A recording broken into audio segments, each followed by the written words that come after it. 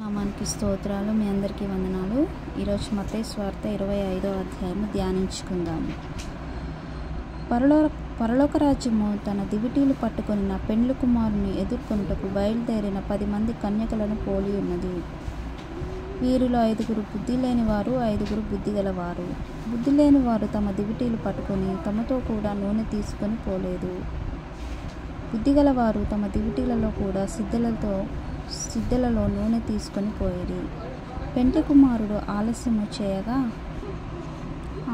చేయగా వారందరూ కొనికి నిద్రించుచుండిరి. అర్ధరాత్రి వేళ ఇదిగో పెండ్లి కుమారుడు అతని ఎదుర్కొనరండి అను కేక వినబడెను. అప్పుడు ఆ కన్యకలందరూ లేచి తమ దివిటీలను చక్కపరచిరి. కానీ బుద్ధి లేని ఆ కన్యకలు, మా దివిటీలు ఆరిపోవచ్చున్నవి కనుక మీ నూనెలో కొంచెము మాకు ఇయ్యుడని బుద్ధిగల వారిని అడిగిరి. అందుకు బుద్ధిగల కన్యకులు, మాకును మీకును ఇది చాలదేమో, మీరు అమ్మవారి యొద్దకు పోయి కొనుక్కొనుడని చెప్పిరి. వారు కొనబోచుండగా పెండ్లి కుమారుడు వచ్చెను. అప్పుడు సిద్ధపడి ఉన్నవారు అతనితో కూడా పెండ్లి విందుకు లోపలికి పోయిరి. ఇంతట తలుపులు వేయబడెను. ఆ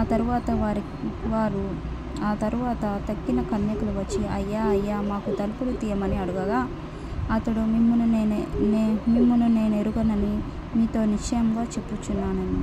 ఆ దినమైనను ఆ గడియైనను మీకు తెలియదు కనుక మెలకువగా ఉండుడి అని దేవుని వాక్యం సెలవిస్తుంది. కాబట్టి బుద్ధిగల కన్యకల గురించి, బుద్ధి లేని కన్యకల గురించి ఆయన ఒక ఉపమాన రీతిగా మనకి వాక్యాల ద్వారా చెప్తున్నాడు. కాబట్టి ప్రతి ఒక్కరు బుద్ధిగల కన్యకల వలె సిద్ధపాటు కలిగిన జీవితాలు కలిగి ఉండాలని దేవుని వాక్యం సెలవిస్తుంది.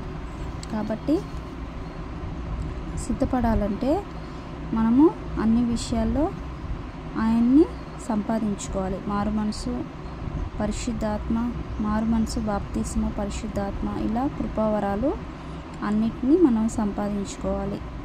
అప్పుడు మనము ఆయన వచ్చినప్పుడు ఎదుర్కొని ఆయనతో కొనిపోబడుటకు ఆయన ఆత్మయే మనల్ని ఆయనతో పాటు లేపిద్దంట. కాబట్టి ప్రతి ఒక్కరు పరిశుద్ధాత్మ పొందుకోవాలని వాక్యం చెప్తుంది. కాబట్టి ఒక్కసారి తలుపులు వేస్తే ఇంకా తెరవబడవు.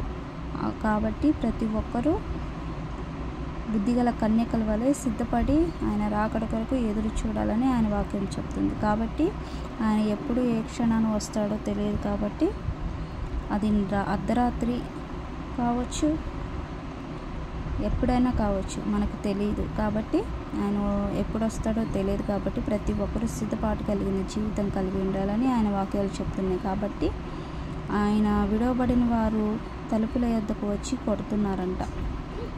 అంతటా తలుపులు వేయబడిన తరువాత తక్కిన కన్యకలు వచ్చి, అయ్యా అయ్యా మాకు తలుపులు తీయమని అడగగా, అతడు మిమ్మల్ని నేను ఎరుగనని మీతో నిశ్చయంగా చెప్పుచున్నానని. ఆ దినమైనను గడియైనను మీకు తెలియదు కనుక మెలకువగా ఉండుడి.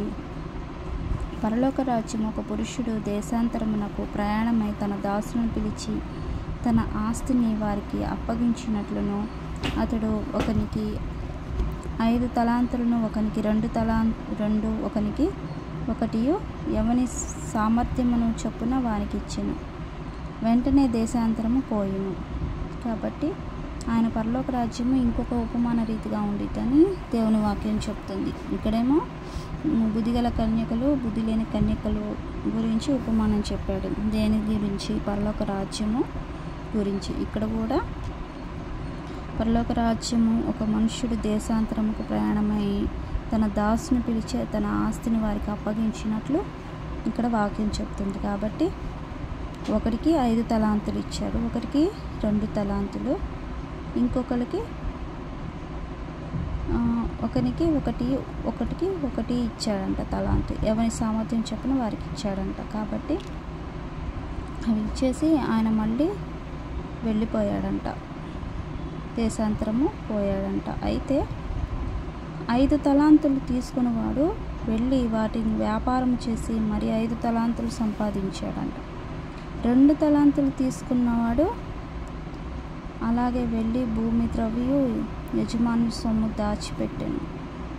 2 తలాంతులు తీసుకున్నవాడు మరి 2 తలాంతులు సంపాదించాడంట.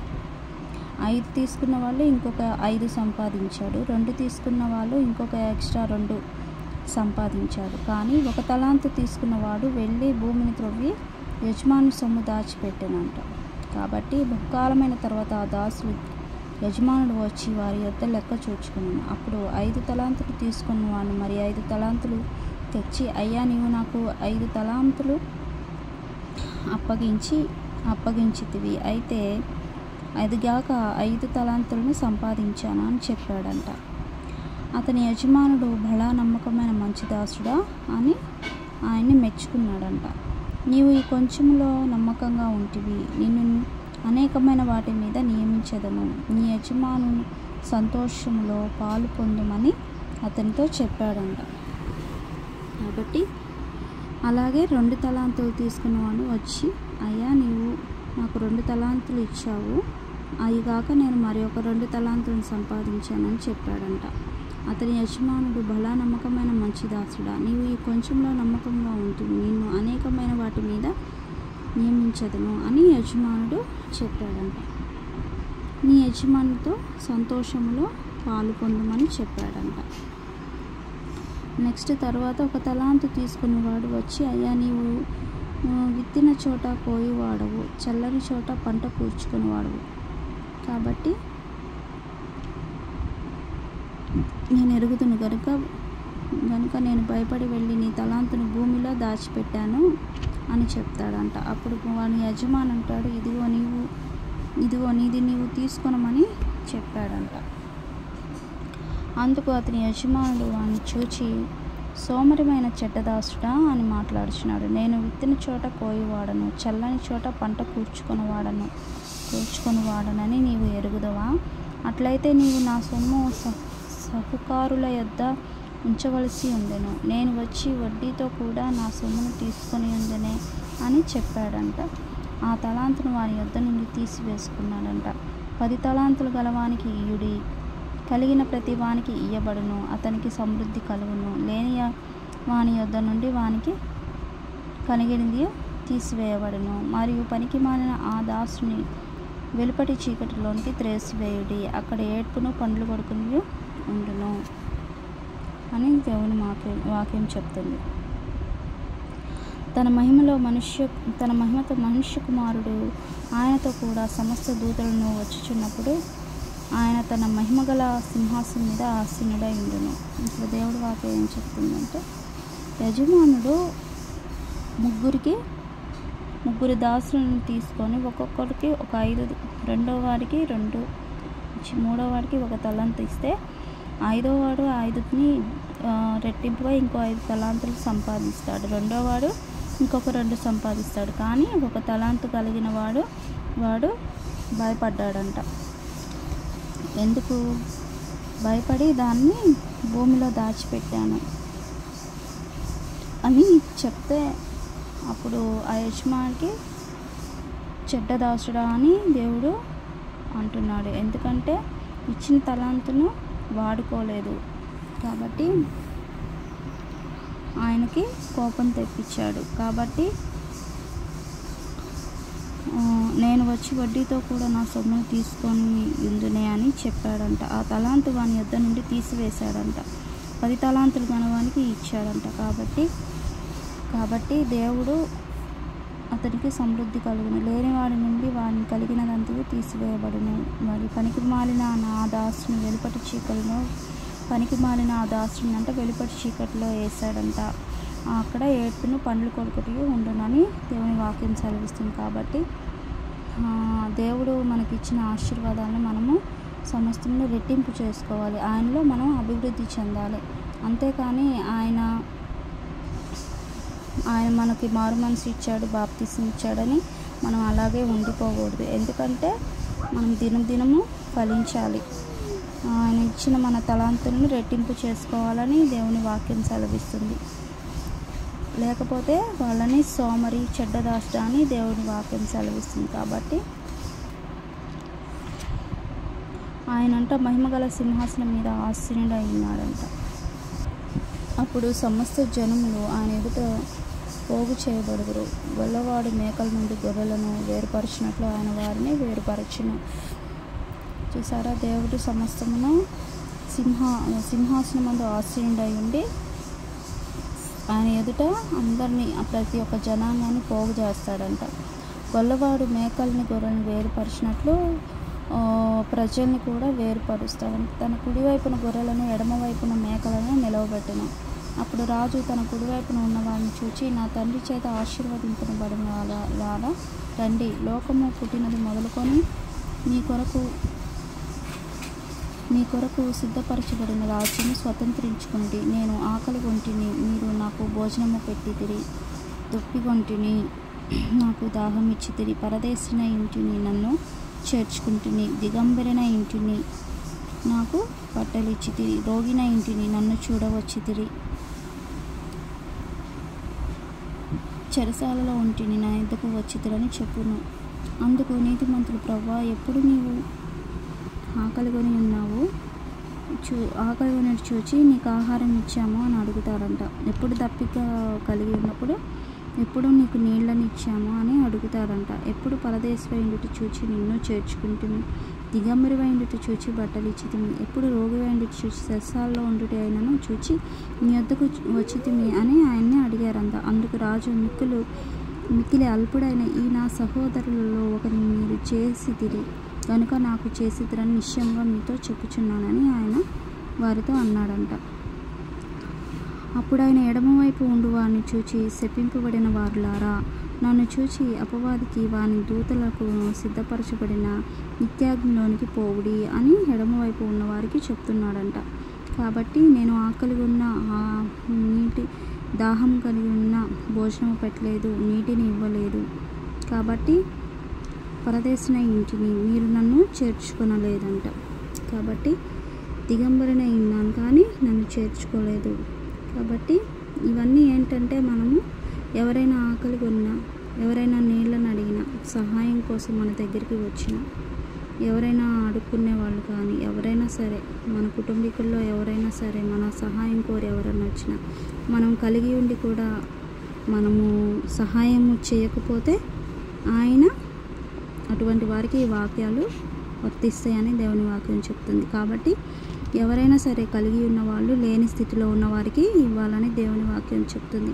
అవి మన బంధువులైనా, రక్త సంబంధికులైనా, లేకపోతే అడుక్కునే వాళ్ళు, మనకు తెలియని వాళ్ళైనా సరే, మనం ఇయ్యగలిగిన స్థితిలో ఉంటే అది ఏదైనా సరే మన పొరుగు వారికి దానం చేయాలి. కాబట్టి ఇదే దేవుని వాక్యం చెప్తుంది. రోగినై చెరసాలలో ఉంటిని, మీరు నన్ను చూడరాలేదు. అందుకు వారును, ప్రభువా, మేమెప్పుడు నీవు ఆకలిగొని ఉండుట, దప్పికొని ఉండుట, పరదేశివై ఉండుట, దిగంబరివై ఉండుటను, రోగివై ఉండుటను, చెరసాలలో ఉండుటను ఉపచారము చేయకపోతేమని అడిగారంట వాళ్ళు. కాబట్టి అందుకు ఆయన, మిక్కిలి అల్పులైన వీరిలో ఒకరికైనాను మీరు ఇలాగా చేయలేదు కనుక నాకు చేయలేదని వారితో నిశ్చయంగా చెప్పాడంట.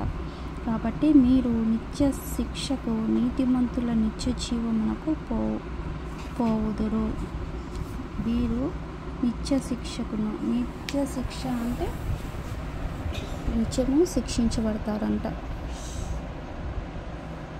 శిక్షకును పోతారంట. ఇప్పుడు సహాయం చేసి ఇలాగా సహాయం చేసిన వాళ్ళేమో నీతిమంతులంట. నీతిమంతులు నిత్య జీవమునకు వెళ్తారు అని దేవుని వాక్యం సెలవిస్తుంది. కాబట్టి మనం కలిగి ఉన్న ఎడల మన దగ్గరికి ఎవరైనా సహాయం కోసం వస్తే ప్రతి ఒక్కరికి మనము సహాయం చేయాలి, మనము ముఖము త్రిప్పుకోకూడదని దేవుని వాక్యం సెలవిస్తుంది. ఇంతటితో 25వ అధ్యాయము మత్తయి సువార్త ముగించి ఉన్నాను.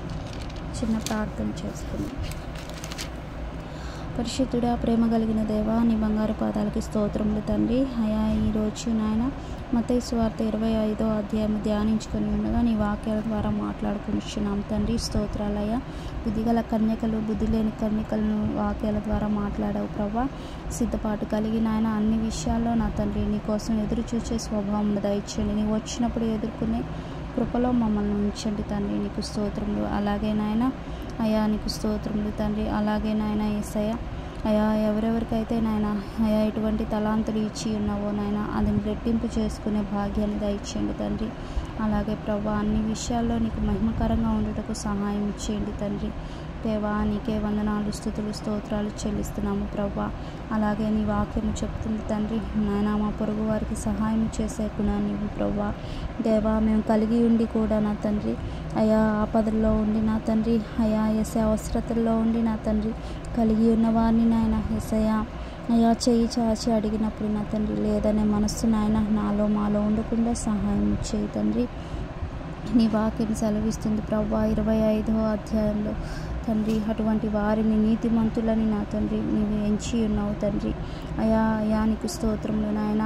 దిగంబరినైనను దాహమైనను రోగినైనను నాయన యేసయ్యా నీకు స్తోత్రములు చెల్లిస్తున్నాను ప్రభా.